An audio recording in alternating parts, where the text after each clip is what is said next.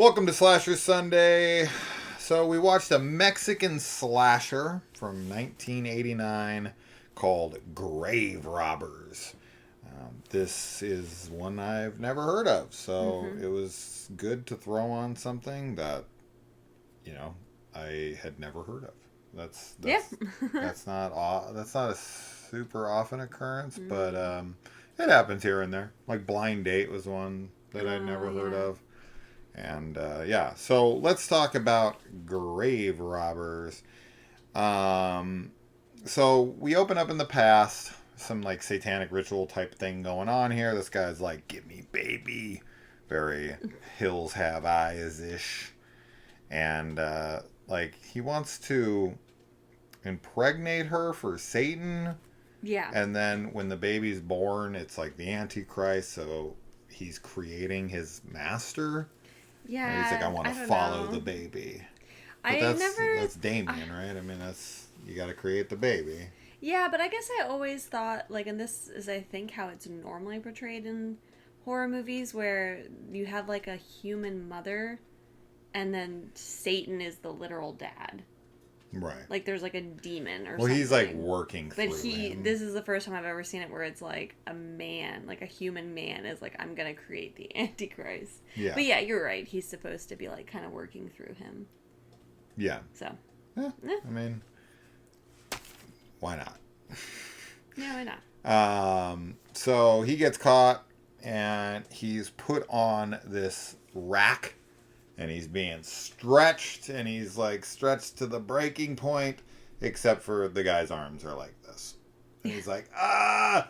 And I'm like, you could at least fully stretch your arms out to sell it better. The fact his arms are bent like this, I thought was really funny. Yeah, it is funny. Maybe he's so buff that his arms only they don't bend, they don't straighten fully because he's so buff. That is fully straightened for him. Yeah, that's possible. He has no flexibility in his arms. I mean, I guess. Yeah. So they stick a axe in his chest, and they basically put this hex or something on it, and they're like, as long as this axe stays in his chest, it's good. He kind of curses them.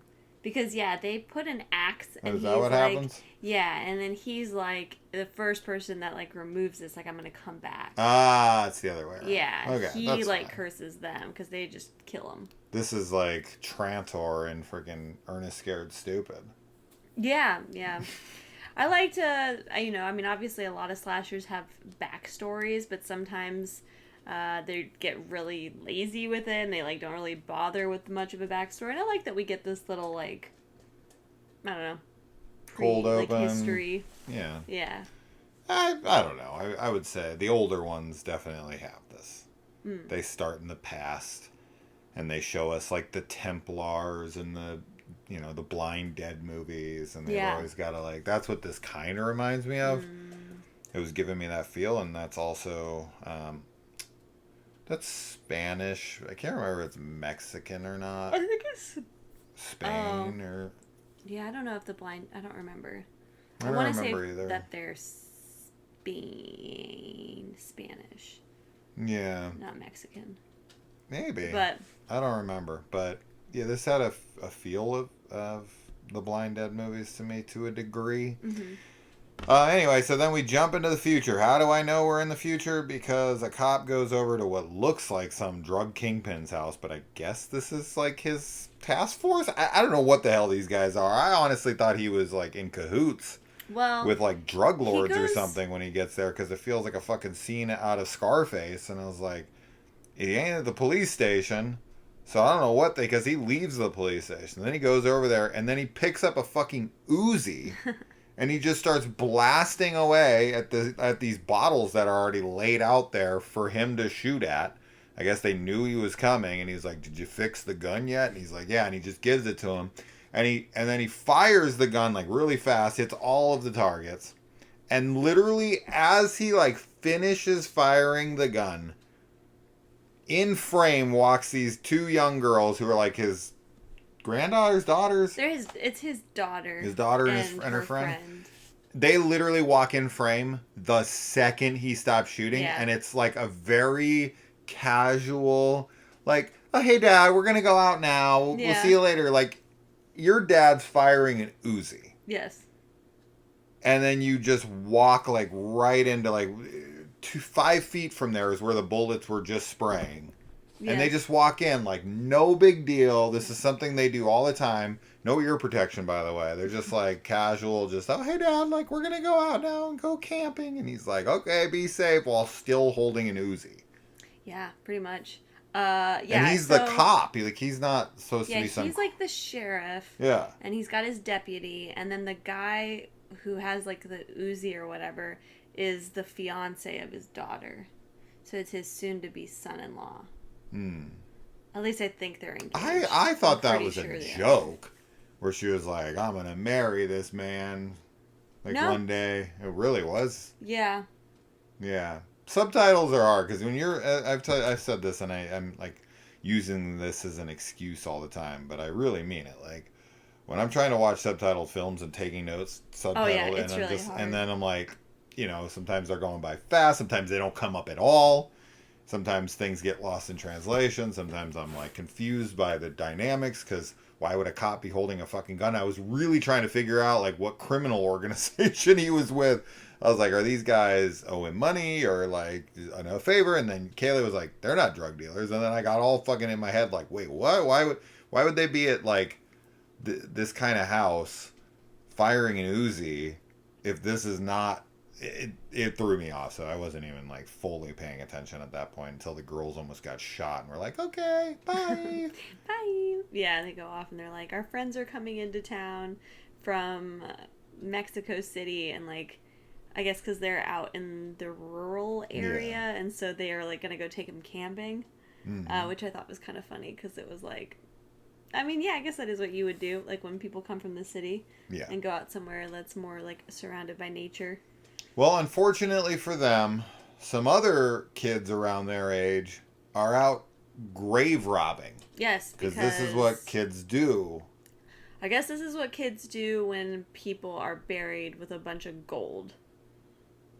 Kaylee and I definitely have different perspectives on this, where she's like, leave it be, and I'm like, they ain't using it for nothing. I get that. My leave it be is like kind of like the same idea of like, like not robbing the tombs of pharaohs. And right.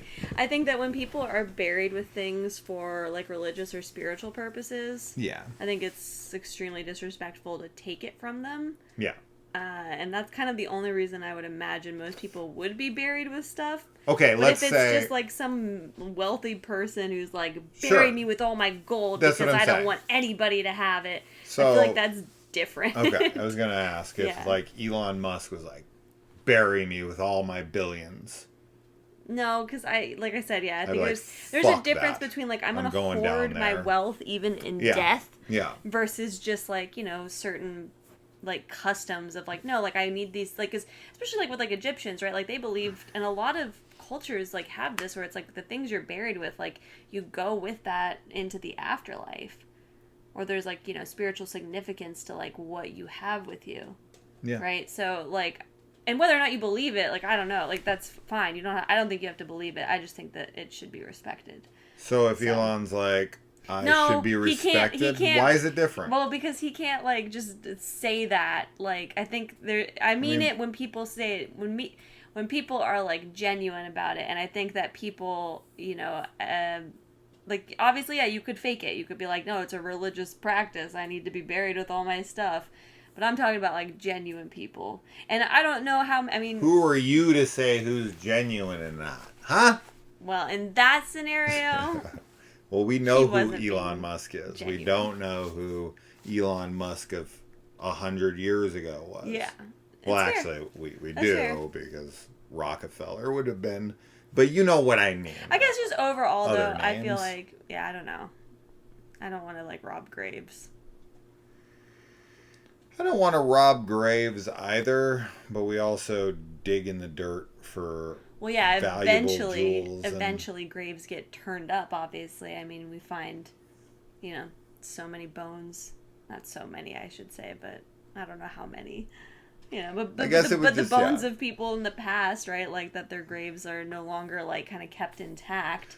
Like eventually the earth will just eat all of what you were, I and it think might come up again later if people dig deep enough. I think we're in agreement on the fact that like I would only go and grave rob somebody if it was like this person had enormous wealth and demanded to be buried with all of it because they wanted to take it with them. Something like that, and I'd be like, no, absolutely not.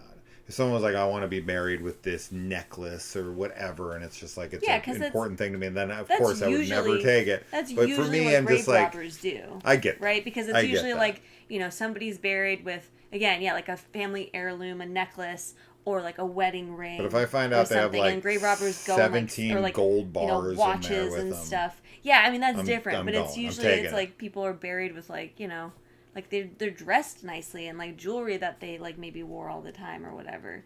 And like then the grave robbers are going and like getting that stuff, and I'm like, no, dude, like why? I don't know. I mean, I get it. I get the argument of like they're not here, like they're not using it. Like I totally understand that. And I do think like ultimately like we don't bring any of our physical possessions with us into the afterlife if there even is such a thing. But I just feel like as a practice, like I just think it's good to respect the dead. Yeah. That's all. But I understand what you're saying. I want to be buried with all my movies. You don't want to be Nobody can touch them but me. Okay. No, I don't want to be buried with anything. I don't care.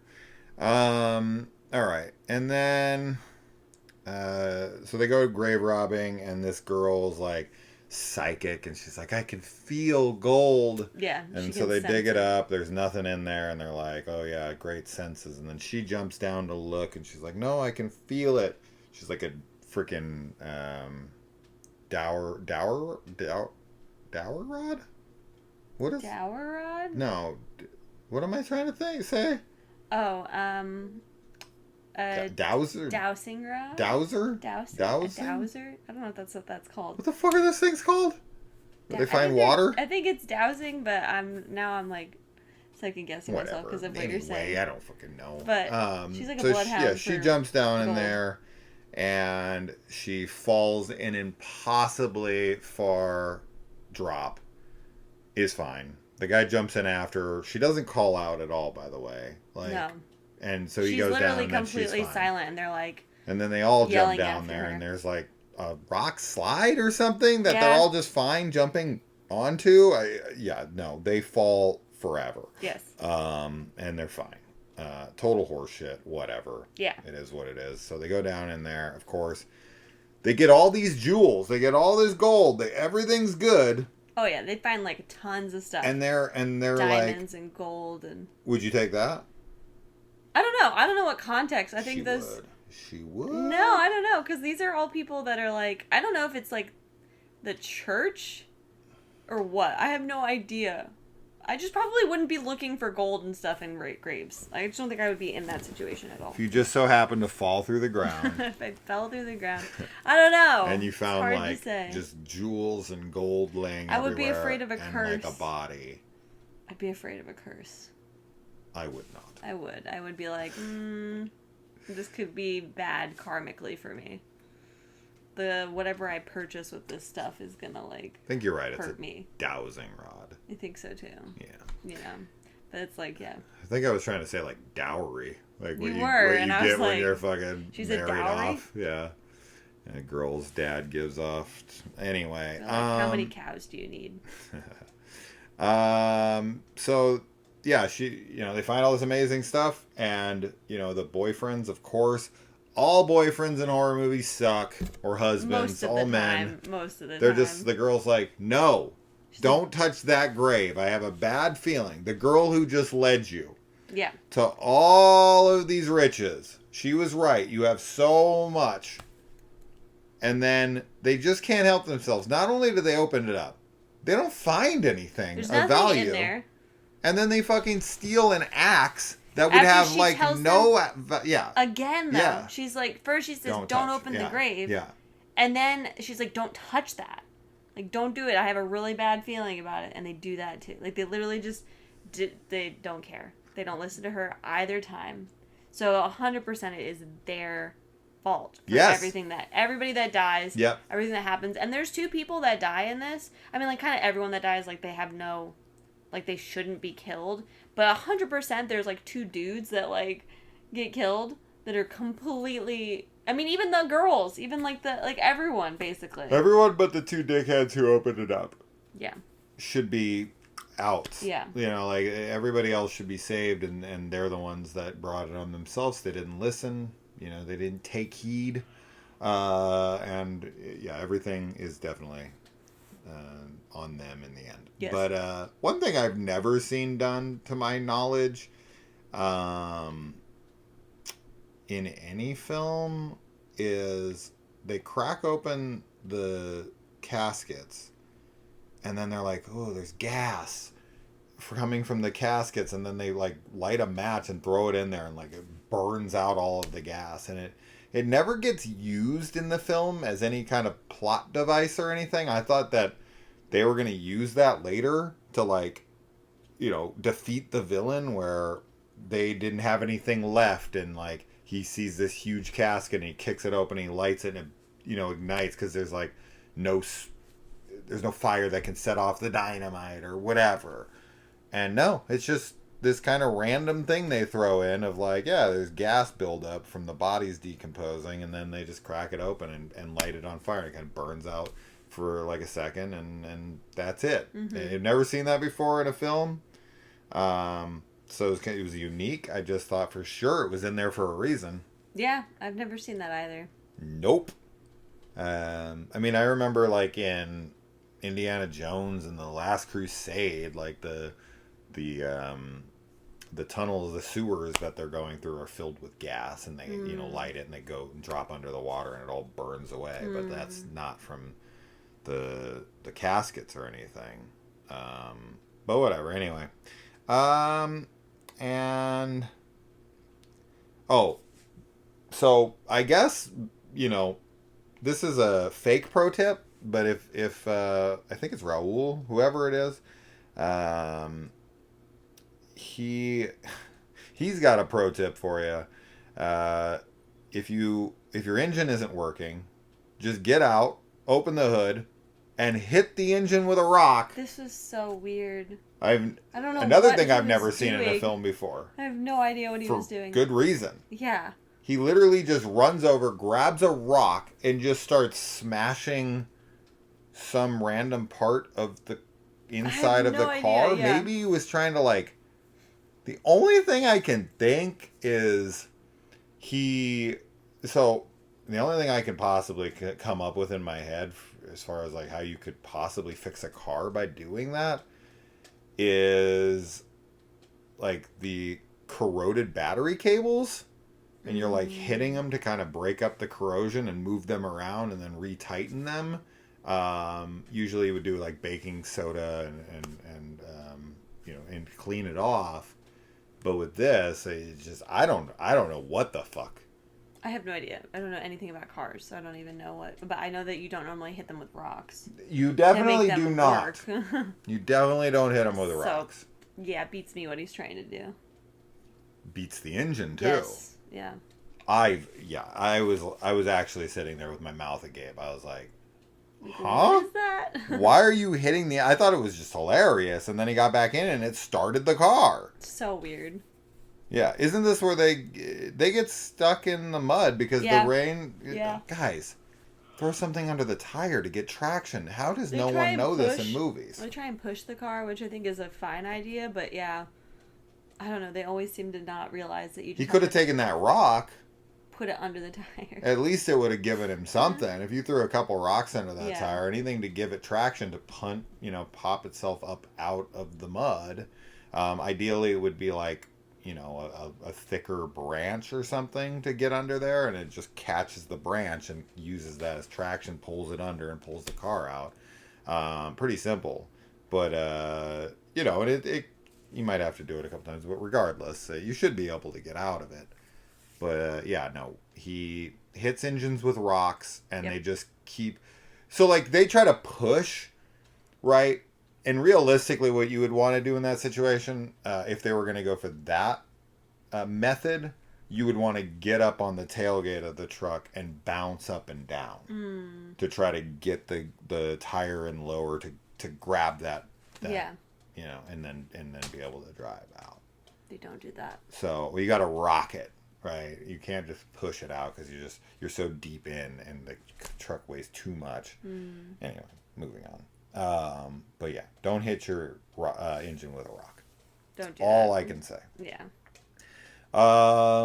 We get a decapitation on Raoul, which looks okay. Then the cop comes up with his Uzi that he was shooting earlier.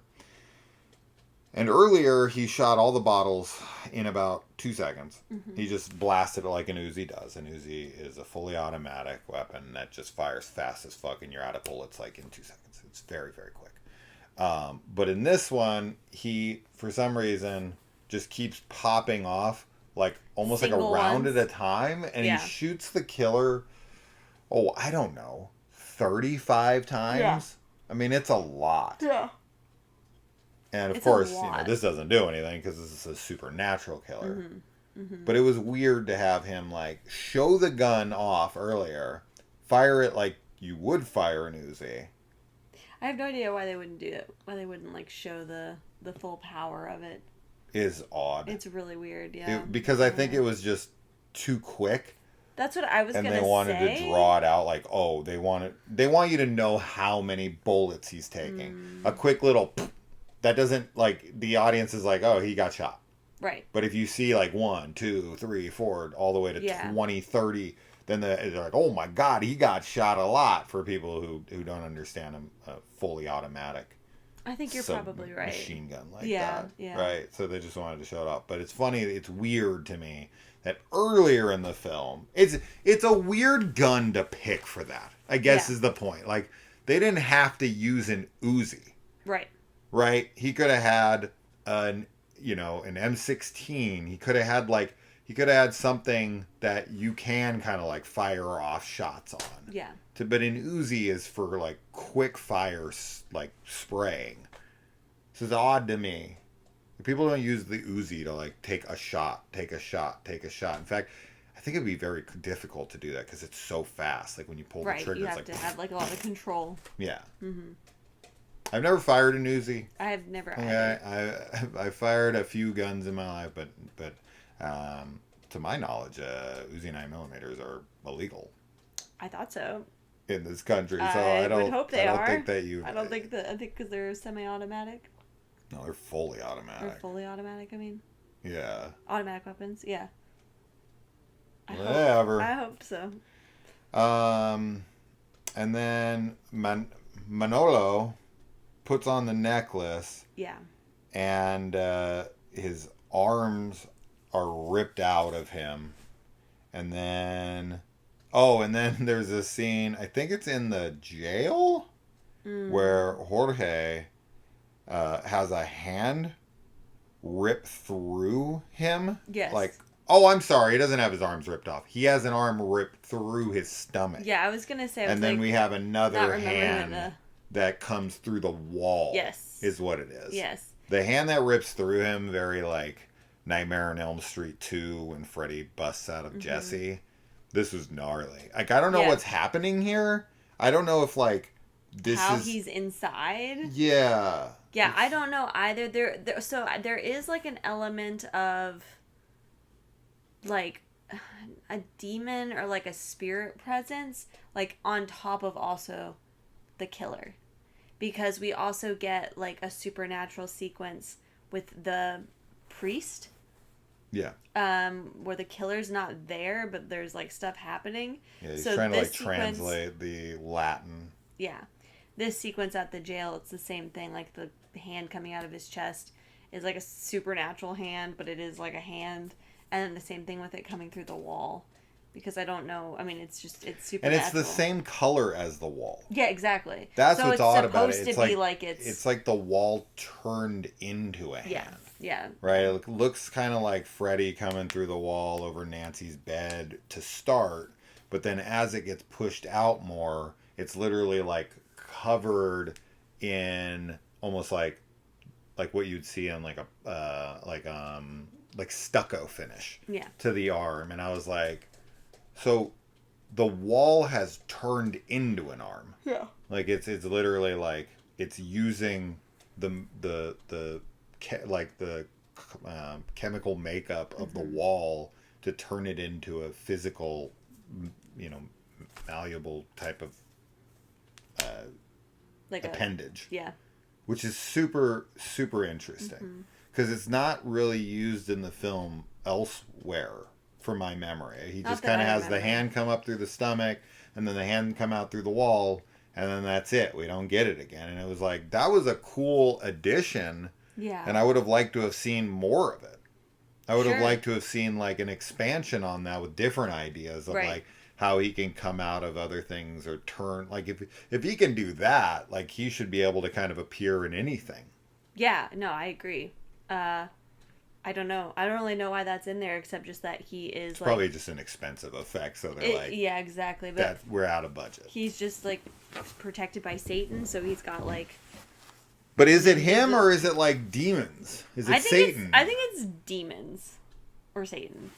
Yeah. And I think he's kind of like animated separately. I agree. But I don't also think it's think him. that there's like a separate presence that's there too.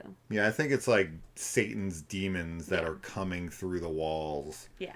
But if like, okay, it's because he's wearing the necklace with the thing on it. Yeah, they're trying to get the necklace. And so they're trying to get it, and that's why they're able to rip through him. Yeah. Because I was going to say, man, if you can just like, a demon can just rip through the inside of you. No, it's specifically because he has the necklace. And then the thing in the wall, though, I mean, obviously they don't have the necklace on there, so it's just impacting the area around them.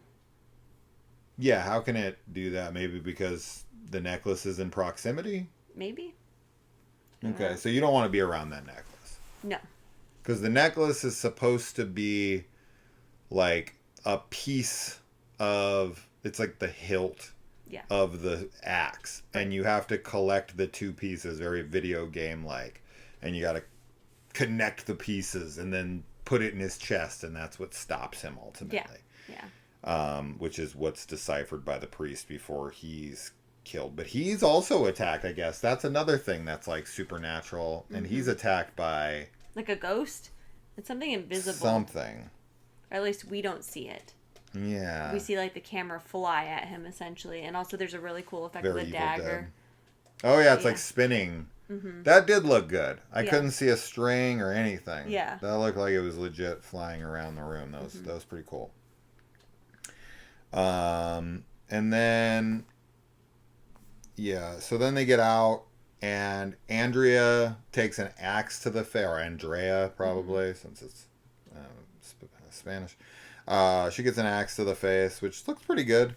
And then Diana, she's grabbed, and her head is pushed like against a railing until it collapses, which looked pretty good. I mean, I don't think any of the effects, like the kills in this, are great. I think they're good. Very creative kills, though. Yeah. And I appreciate that. And then the gore with the chest and everything, like, I liked that quite a bit. And yeah, her getting her head pushed through the grate is a pretty gnarly way to die. The best gore in the movie is probably the after effect gore of the open cavity in the guy's chest. Yeah. And they like look at it, and there's like, you can see ribs inside split and broken apart, and all of his insides and everything. That actually looked really solid. Yeah. So that's probably the best makeup effect in the film. And then so the reason I wore this shirt is because the killer in this movie reminded me of Big Ben from House. And so I was like, oh, I'm going to throw on my Big Ben shirt. What other excuse would I ever have to wear it unless we reviewed these movies, which I already did, of course. There is a really funny scene in this, which I was just like, this is so stupid. And so ill-advised. So the cop grabs one of the dudes, and he's like, here, I need you to take this dynamite. Oh, yeah. And place it around. The whole building is on fire inside. The guy runs in with an open box of dynamite, and he's going around and placing dynamite literally right next Everywhere. to open fires. Yeah, Like it's crazy. right next to them. Yes, he doesn't seem to have any concern that he has a whole handful of dynamite. None. Yeah. All it takes is a little ember floating down, landing in the box. Boom. Yeah. Right? Like, that's insane to me. The fact that I don't think I've ever seen a movie where someone's carrying dynamite around and placing it in a building that's already on fire. Yeah. This has gotta be one of, if not the only films to ever feature a scene like that. Because it's just so asinine on its face. Right, like if you know Who anything places at all about TNT dynamite. in a burning building? Somebody who wants to explode the building. With like a plan. And themselves. Their plan is like, let's put this around. Yeah. And then he's like, light the fuse. And the fuse speed Is like, well, it's like a super long fuse too. It must be It's because like they get so much around. time. Yeah. We see it. He places one over here, and he places one over here, and he places one over here. But then he only lights like two. I don't know. Doesn't matter. But he's like, light them. And he lights them. The wick is fucking fast, dude. It's like that. Yeah. Like, it's so fast. Yeah. But somehow, they not only have time enough for the cop to grab the axe and, pop it into the chest of the killer, but him and the girl get out. Yeah. Of the building before it blows up. Horse shit, of course, number one. And number two, the bigger horse shit of the movie is, this is so fucking crazy to me. The guy who put all the dynamite around, he just like falls down and the floor literally swallows him. Right. He doesn't like fall through the floor and there's like an open chasm. No. The floor literally consumes him. It like opens and then closes and it consumes him, and you're like, oh, he's dead. And then after the building blows up, he just walks out with the jewels. And this is one of the guys that got into the yes, grave to begin the ones with. that should have died. Yes. Yeah. And he's the one that gets the money. Yes.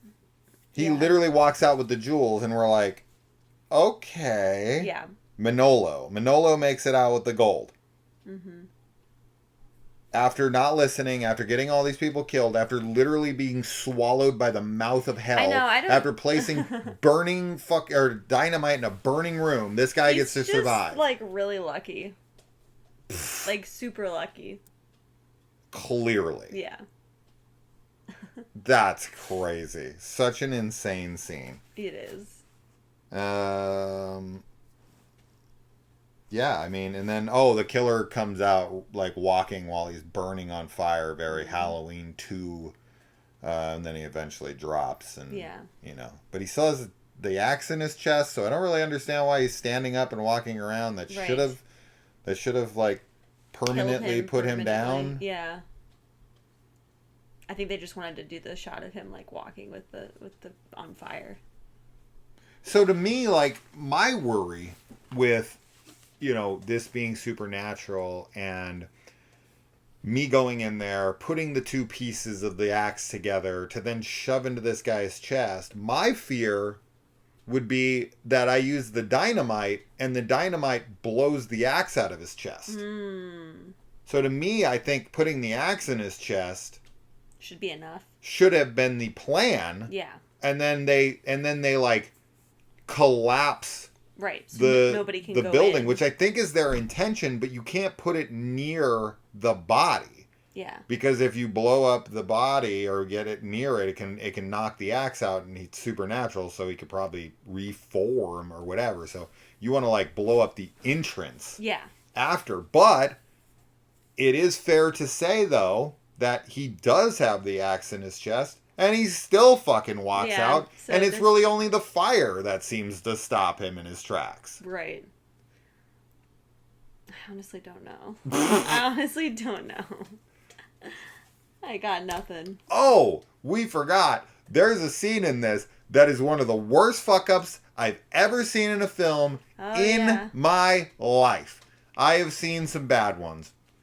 Bad Boys with Sean Penn has arguably the worst one I've ever seen in my life.